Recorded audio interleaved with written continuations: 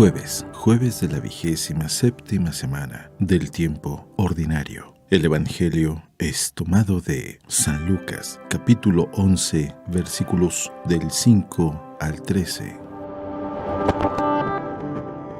En aquel tiempo Jesús dijo a sus discípulos: Supongan que alguno de ustedes tiene un amigo que viene a medianoche a decirle: Préstame por favor 3 panes, pues un amigo mío ha venido de viaje y no tengo nada que ofrecerle. Pero él le responde desde dentro: No me molestes, no puedo levantarme a dártelos porque la puerta ya está cerrada y mis hijos y yo estamos acostados.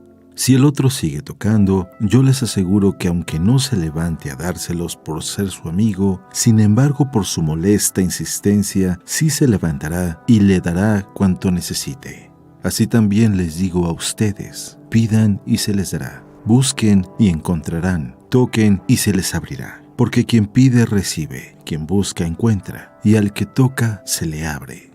¿Habrá entre ustedes algún padre que cuando su hijo le pida pan le dé una piedra?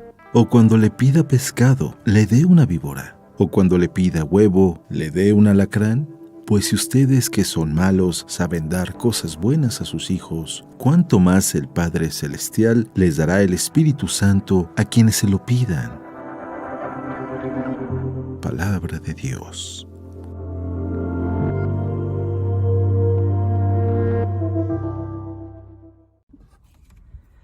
Muy buenos días. Dicen que el verdadero amor no es el que te da el tiempo libre o el que te da las obras del tiempo, sino el que busca un tiempo específico para estar contigo. Lo mismo nosotros pudiéramos decir de la oración.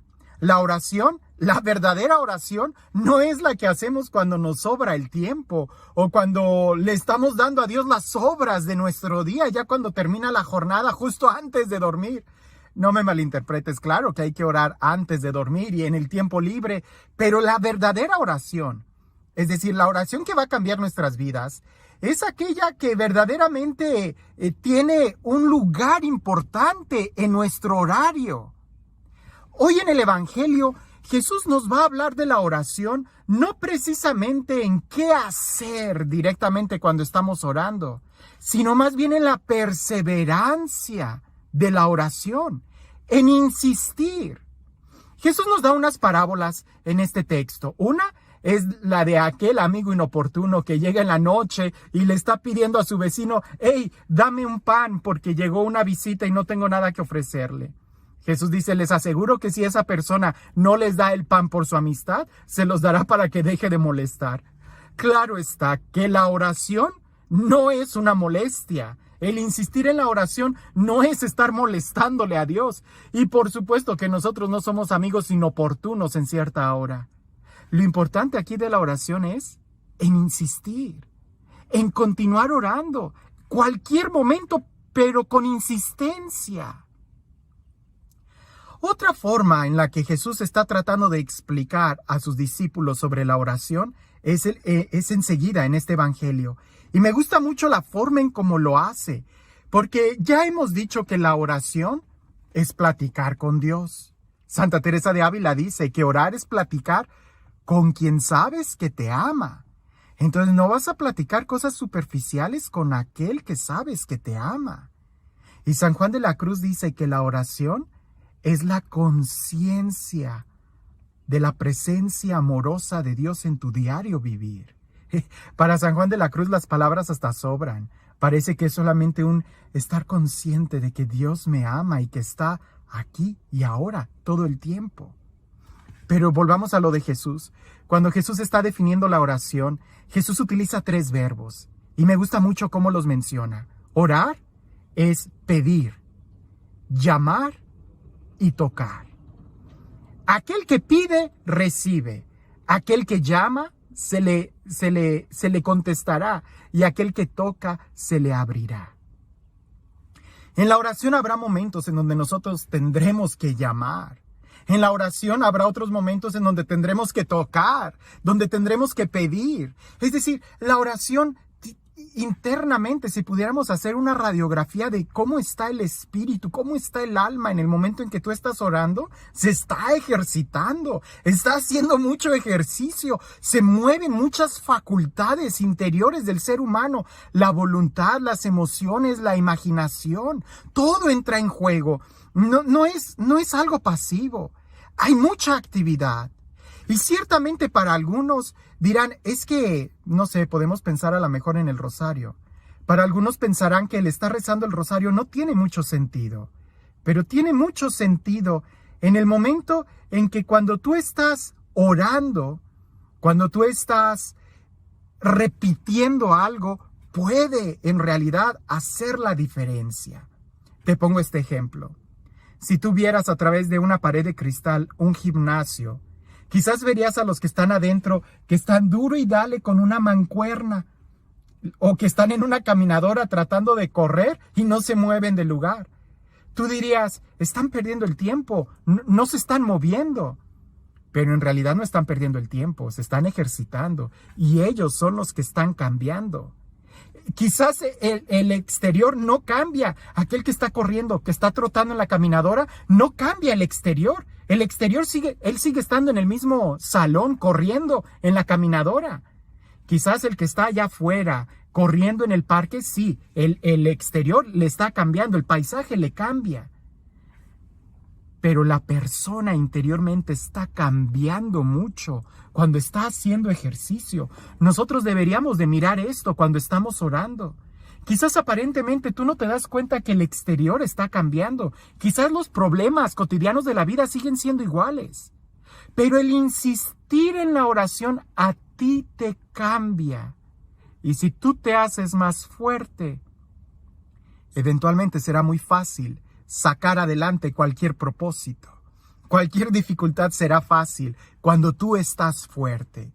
Pero cuando estás débil, hasta abrir una lata va a tener problemas. Aquí se trata de hacernos fuertes. ¿Y cómo? Ejercitándote, orando. Habrá momentos en donde tendrás que pedir, en donde tendrás que llamar, en donde tendrás que tocar. Pero implica un movimiento interior, una insistencia. No pretendas que vas a poder alcanzar el maratón de, no sé, 100 kilómetros o 1000 kilómetros con un día de entrenamiento. No pretendas levantar 100 kilogramos en una mancuerna con 5 repeticiones. No se puede. No pretendas salir victorioso en el combate diario de la vida si no estás ejercitándote diariamente en este combate de la fe. Es un ejercicio, es una insistencia. ¿Y qué es lo que debemos de hacer? ¿Qué es lo que debemos de buscar cuando estamos orando? El bien superior. Y ese es Dios. Es un trato de amistad, dirá Santa Teresa. La oración es buscar a Dios, porque teniendo a Dios, todo estará en su correcto lugar, en su correcta posición en nuestra vida. Jesús dice, ¿hay acaso alguno entre ustedes que si le pide su hijo un pan, le dé una serpiente, o si le pide un huevo, le dé un escorpión? ¿Verdad que no? Si ustedes, siendo malos, saben dar cosas buenas a sus hijos, cuánto no más el Padre Celestial dará el Espíritu a quien se lo pida. El bien superior que nosotros debiéramos de pedir es la oración. Es la comunión con Dios en la oración. El bien superior que nosotros debemos de pedir es la presencia de Dios. Cuando estemos orando, concéntrate más en Dios que incluso en tus propias necesidades. Dicen por ahí que las personas que solamente miran sus necesidades hacen peticiones.